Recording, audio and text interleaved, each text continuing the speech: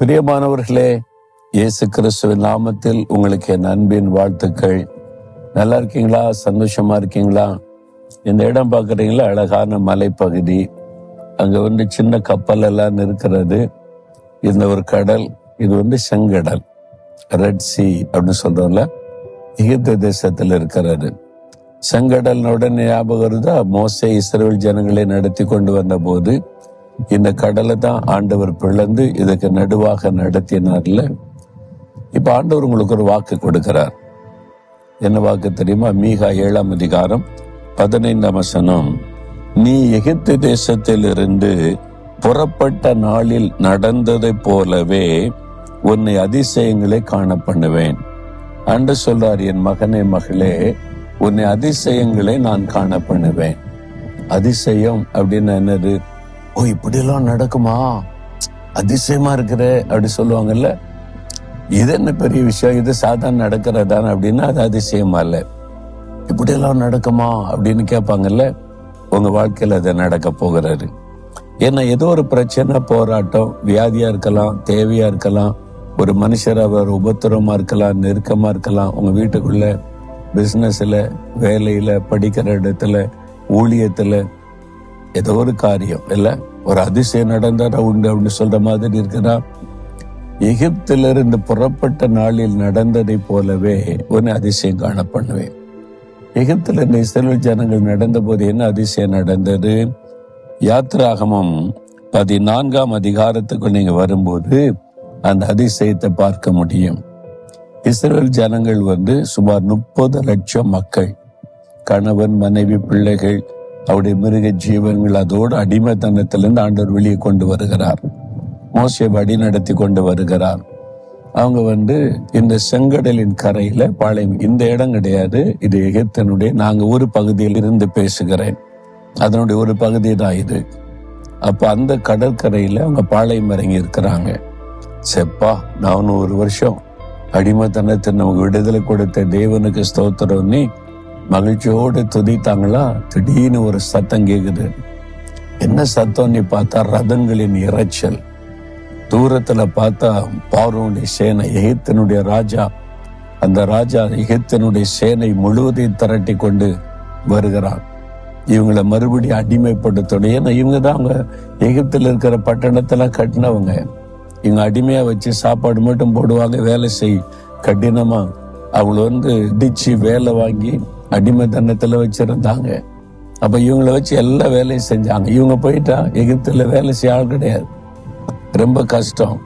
அதனால ராஜா பார்த்தா இவங்க இல்லைன்னா கஷ்டம்னு சொல்லி தன்னுடைய இராணுவத்தோடு கூட அவங்களை அடிமைப்படுத்த வருகிறான்.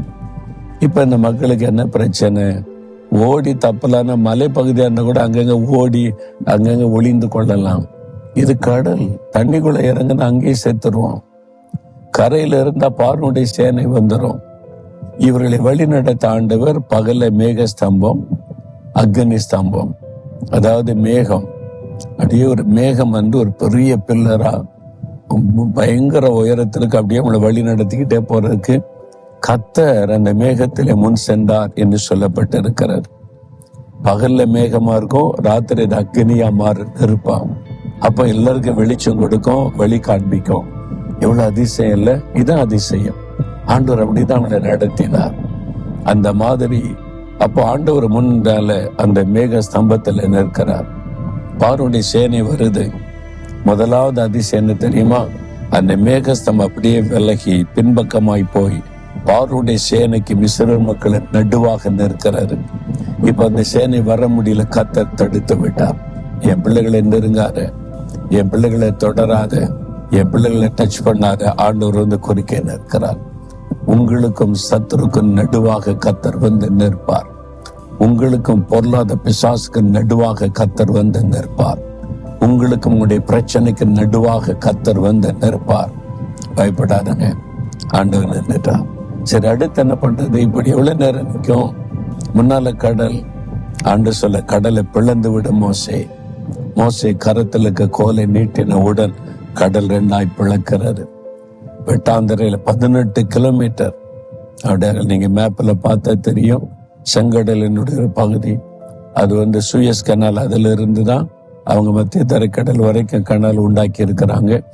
அந்த பகுதி அது 18 கிலோமீட்டருக்கு ஆண்டவர் பிளக்க பண்ணுகிறார்.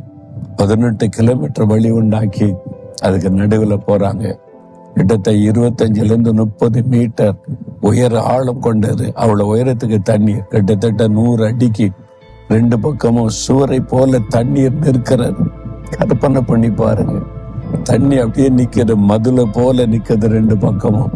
நடுவாக இவங்க போறாங்க, தண்ணி அப்படியே நிற்கிறது. எவ்வளவு ஆச்சரியம், அதிசயம் இல்லவா இது? அப்படியே பார்த்து கொண்டு கர்த்தர் எல்லாத்தையும் கவனித்து கொண்டே இருக்கிறார். என் பிள்ளைங்க போகட்டும். அந்த பக்கம் போய் சேர்ந்தாங்க. பார்வோனுடைய சேனை பார்த்தா இவங்களை விடக்கூடாது, கடலுக்குள்ள வழி இருக்குல்ல, நம்மள போலான்னு இல்லை, எல்லாம் உள்ள நுழைஞ்சாங்க. பாதி தூரம் வந்துட்டாங்களா, இவங்க கரையை கடந்துட்டாங்க. ஆண்டவர் கடலை மறுபடியும் ஒன்னா சேர்த்தார். அவ்வளவுதான். கடலுக்குள்ளே சேனை முழுவதையும் கர்த்தர் கவிழ்த்த போட்டார் என்று பார்க்கிற அதிசயம் தான் இது. அதுதான் ஆண்டவர் செய்கிற காரியம், அதிசயம். உங்களுக்காக அவர் பாதைகளை உண்டாக்குவார், வழிகளை திறப்பார், யாரும் உங்களை நெருங்க முடியாதபடி பாதுகாப்பார். உங்களுக்கு விரோதமாய் எழும்பின சத்துருக்களை ஆண்டவர் சொல்றார்ல, இன்றைக்கு காண்கிற எகிப்தியரை இனி என்றைக்கு காண மாட்டீங்க. இன்றைக்கு நீங்கள் பார்க்கிற பிரச்சனையை இனி என்றைக்கு பார்க்க மாட்டீங்க. இன்றைக்கு காண்கிற இந்த பொருளாதார பிசாசின் போராட்டத்தை இனி என்றைக்கு காண மாட்டீங்க. அந்த மாதிரி ஒரு அதிசயம் ஆண்டவர் உங்களுக்கு செய்வார். பயப்படாதங்க, சூழ்நிலை கண்டு கலங்காதங்க. உன்னை அதிசயத்தை காண பண்ணுவேன்.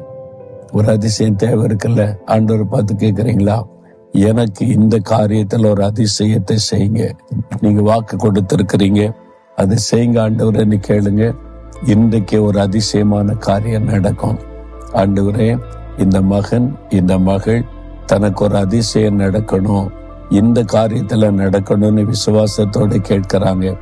அன்றைக்கு இஸ்ரவேல் ஜனம் உம்முடைய ஜனத்துக்காக அதிசயத்தை செய்தி, இவங்க உம்முடைய ஜனம், உங்க பிள்ளைங்க, அதிசயத்தை செய்யுங்க. இன்றைக்கு ஒரு அதிசயத்தை இந்த பிள்ளைகள் பார்க்கணும், அதிசயம் நடக்கணும், மகிழ பண்ணணும். நான் விசுவாசிக்கிறேன், அதிசயத்தை செய்ய ஆரம்பிச்சிட்டீங்க. இயேசு கிறிஸ்துவின் நாமத்தில் ஜெபிக்கிறேன். ஆமேன், ஆமேன்.